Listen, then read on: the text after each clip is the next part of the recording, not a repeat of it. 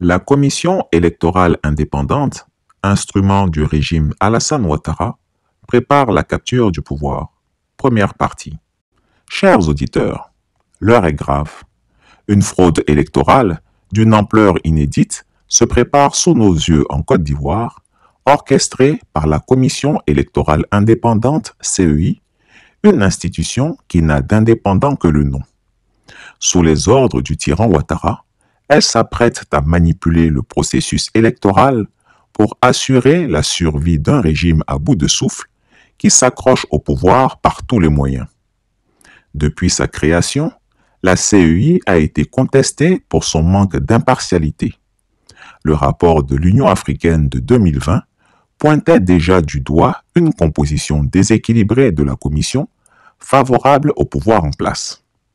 En effet, 10 membres sur les 15 sont choisis par le chef de l'État et ses proches, laissant peu de place à une véritable opposition dans les organes de décision. Cette structure biaisée était une première étape vers la captation du processus électoral. Aujourd'hui, elle est composée au niveau central de 17 personnes, dont 13 sont proches du parti au pouvoir, le RHDP.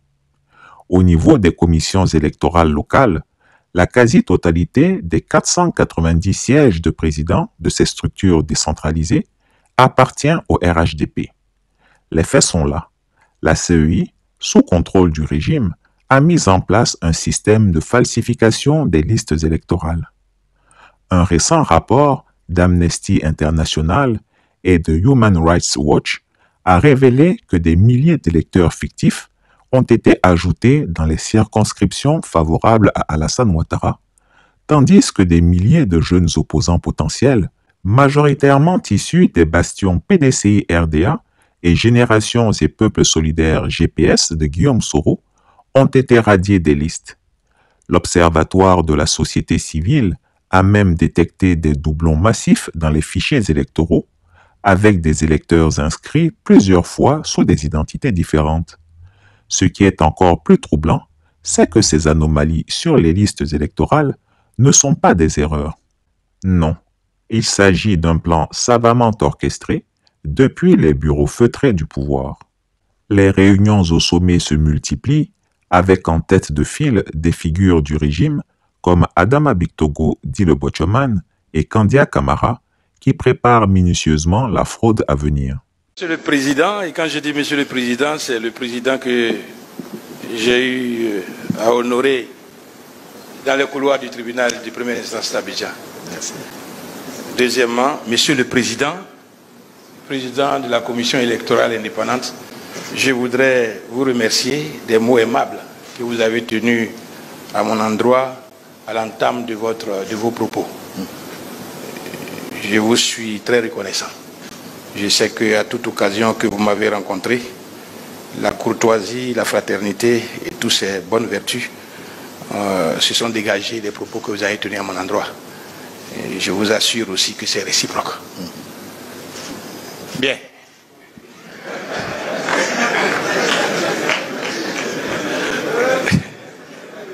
Monsieur le Président, il y a un cycle électoral qui est terminé. Et il y a un autre cycle qui commence. J'appelle cycle électoral, et je pense qu'on s'entendra, comme l'ensemble des différentes élections qui se déroulent dans une période afin de renouveler les dirigeants des instances, des institutions de la République.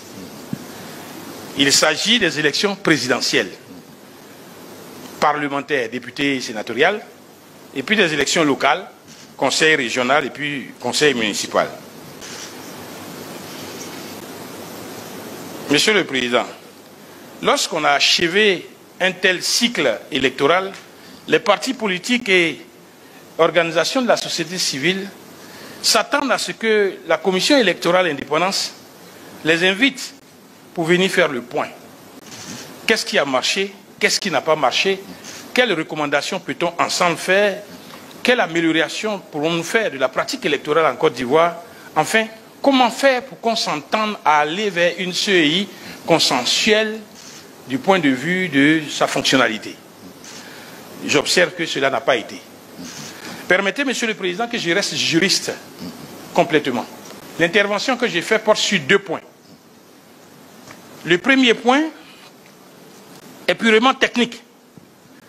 Et je sais que la CEI, parce qu'elle regorge d'experts, a pu faire cette observation. Monsieur le Président,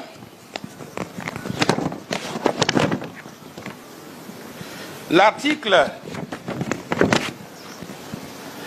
6 du Code électoral ivoirien nous dit ceci relativement à la liste électorale, que la liste électorale est tenue à jour annuellement par la commission chargée des élections pour tenir compte des mutations intervenues dans le corps électoral. Annuellement, pour tenir compte des mutations. Monsieur le Président, l'article 2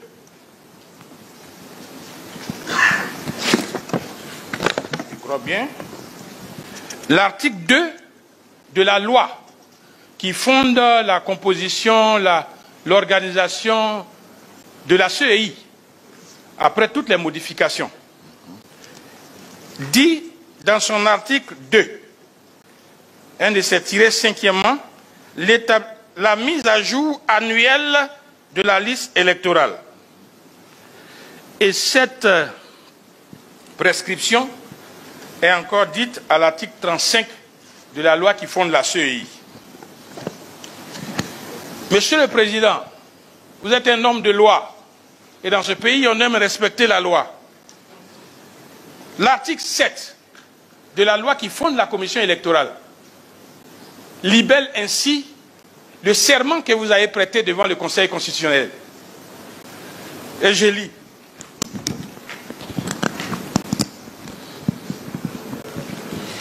Je m'engage à bien et fidèlement remplir ma fonction, à l'exercer en toute indépendance et en toute impartialité, dans le respect de la Constitution et du Code électoral, et à garder le secret des délibérations des votes, même après la cessation de mes fonctions. Monsieur le Président, le Code électoral dit que la mise à jour de la liste électorale est annuelle. Cela veut dire que chaque année, une mise à jour doit se faire. La loi qui vous fonde vous dit que c'est annuel. Et vous prêtez serment devant le Conseil constitutionnel pour dire « Je respecterai cette loi ». Et je félicite le Président de la République parce que dans le décret de cette année, il précise que la révision de la liste électorale qui va commencer n'est que la révision pour l'année 2024. Monsieur le Président, le PDCI-RDA, qui est le parti auquel j'appartiens, et je pense avec beaucoup d'autres personnes, que nous attendons et nous insistons pour que pour le respect de la loi, en 2025, il y ait la révision de la liste électorale. Cela veut dire que la disposition que vous voulez d'expliquer pour le mineur qui s'inscrit aujourd'hui, à charge pour lui d'être majeur en mars 2025, n'est pas nécessaire, puisqu'il peut s'inscrire en mars 2025 à la révision de la liste électorale de 2025. Et nous, ce combat-là, nous allons donner du prix à ce qu'il soit gagné, parce que c'est un combat qui est fondé sur la légalité que vous représentez. Si on ne respecte pas la loi, permettez-moi de craindre que pour les éléments factuels, je ne puisse pas avoir confiance à la CEI. Donc nous vous invitons à faire le nécessaire avec la Commission électorale centrale pour que la révision de la liste électorale de 2025 soit programmée. Si tant est que le besoin et le souci pour chacun, c'est qu'il y ait 4 500 000 électeurs sur la liste électorale en plus, permettez que l'année prochaine, en 2025, il y ait, en se fondant sur la loi, essentiellement sur la loi. Ce n'est pas une requête pendant que je suis couché, c'est en me fondant sur la loi pour que cela soit. Le deuxième élément, Monsieur le Président, et je vais aller très vite, c'est Le fonctionnement des CEL, le fonctionnement des commissions électorales locales, c'est la plaie. Les urnes aussi sont prêtes à être truquées. Lors de la dernière élection présidentielle de 2020, de nombreux bureaux de vote dans les zones contestées ont mystérieusement fermé leurs portes ou se sont retrouvés avec des résultats invraisemblables. Des taux de participation atteignant parfois 99%, avec des scores quasi totaux pour le candidat du RHDP. L'Union européenne et des observateurs indépendants avaient dénoncé ces pratiques, mais leurs voix ont été étouffées par le régime. Une petite question, Président. L'opposition dit qu'elle n'a plus confiance en vous et qu'elle demande votre démission. Oui. Qu'est-ce que vous répondez? Mais qu'est-ce que vous voulez que je réponde? Moi, je ne suis pas venu à la suite je ne sais pas comment je vais dire ça. Je suis venu au titre du Conseil supérieur de la magistrature, en tant que commissaire. Et ensuite, j'ai été élu par mes pairs, commissaires. Nous étions 15, j'ai eu 9 voix, et celui contre qui j'étais en compétition a eu 6 voix. Alors, c'est une compétition. Ou c'est la loi qu'on respecte, ou c'est le désir de certaines personnes me demander de démissionner, mais je serai aise à démissionner si j'ai failli à ma tâche. Mais qu'ils me rapportent la preuve que j'ai failli à ma tâche. Je ne leur demande pas de venir demander ma démission, qu'ils commencent déjà à exécuter leur mission, qui est celle de porter à la connaissance de la commission électorale les irrégularités qui se trouvent sur la liste électorale. Et ainsi, on aura une liste électorale fiable. La question que tout le monde se pose, pourquoi le régime Ouattara irait-il jusqu'à manipuler les élections de manière aussi flagrante? La réponse est simple, la peur. Fin de la première partie. J'ai entendu dire que l'article 123 de la Constitution... Tout à fait. Cet article de la Constitution qui dit « Les traités ou accords régulièrement ratifiés ont dès leur publication une autorité supérieure à celle des lois. » Oui, mais cet article parle de l'ordonnancement juridique, la hiérarchie qu'il y a entre les normes. Il ne se pose pas le problème de l'application. Ce dont il est question, c'est de l'application d'une décision émanant d'un protocole d'accord. Parce que le protocole institue la Cour et la Cour a pris une décision qui est contraire. Donc il s'agit de l'application de la décision de la Cour. Il ne s'agit pas du protocole, sinon il y a point de doute là-dessus. Le protocole se trouve dans l'ordonnancement juridique au niveau le plus haut. Parce que, conformément à l'article 123, les accords et traités ont une autorité supérieure à celle des lois dès lors qu'elles sont ratifiées. Donc il n'y a pas de souci là-dessus. Mais ce dont il est question, c'est l'application de la décision de la Cour qui est l'émanation du protocole. Est-ce que cette disposition peut s'appliquer? Oui, elle peut s'appliquer à condition que l'État prenne des mesures nationales pour domestiquer cette décision qui vient contredire nos normes internes. C'est ce qu'on appelle le droit positif. C'est à l'État donc de le faire. Est-ce que la CEI qui est... Alors c'est là que j'allais conclure pour dire que la CEI, jusqu'à preuve du contraire, n'a pas reçu de la part de l'État toute décision lui enjoignant d'exécuter cette décision. Est-ce que la CEI, vous qui êtes garant de la stabilité, de la bonne marche des élections, le bon déroulement des élections, est-ce que vous ne pouvez pas faire le pas vers l'État?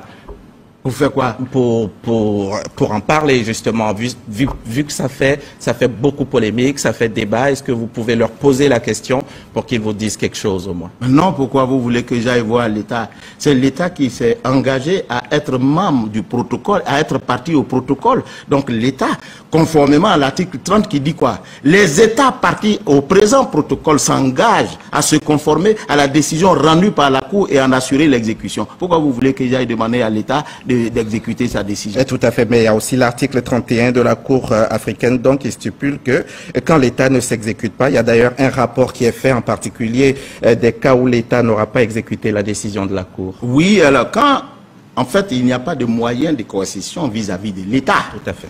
Alors quand c'est comme ça, l'article 31 du protocole dit que lorsque l'État qui est condamné ne s'exécute pas, la Cour africaine dresse un rapport au chef qu'on appelle la conférence des chefs d'État. Alors voyez-vous, M. Diaby, l'affaire cesse d'être juridique pour devenir politique.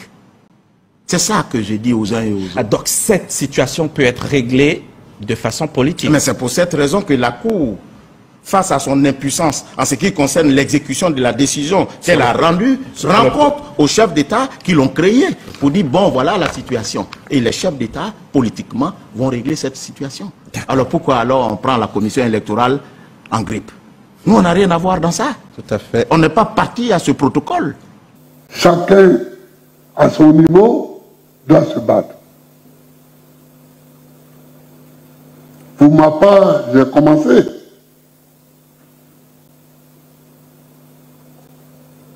Je me bats intellectuellement.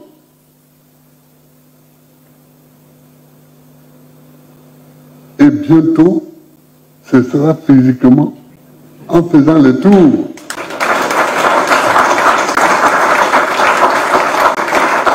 J'ai déjà demandé à mon entourage de programmer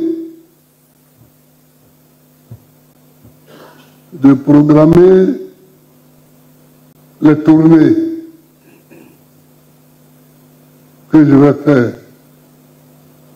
les rencontres, les meetings que nous allons faire.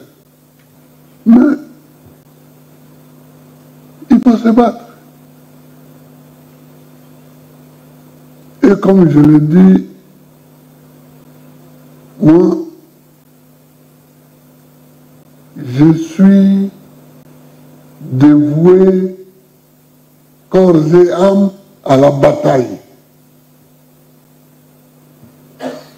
On n'a jamais fini de se battre.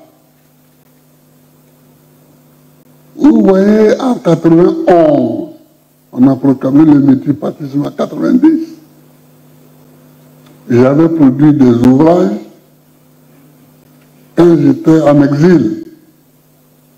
Mais en 90, le multipartisme est proclamé et le premier ouvrage que je produis s'intitule « Agir pour les libertés ». Ce n'est pas un hasard. Ce sont les libertés qui sont notre objectif.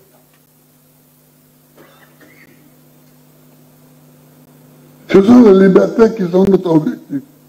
Et tous ceux qui tuent les libertés sont nos adversaires.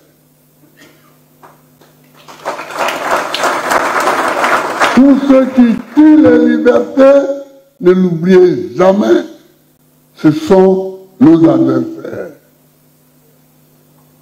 Pourquoi on arrête de social Rodin? Pourquoi? Parce que les gens crient que la vie est chère. Mais en fait, sinon dans le monde, on arrêterait tout le monde. Puisque partout, il y a des manifestations contre la vie chère.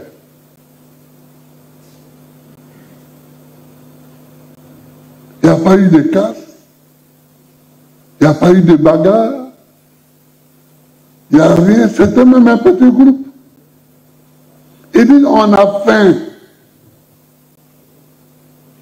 On a faim, ça amène en prison. On a faim. Chris Yapi ne ment pas. Retrouvez Chris Yapi sur ses deux chaînes YouTube, sa chaîne Dailymotion, Instagram et VK.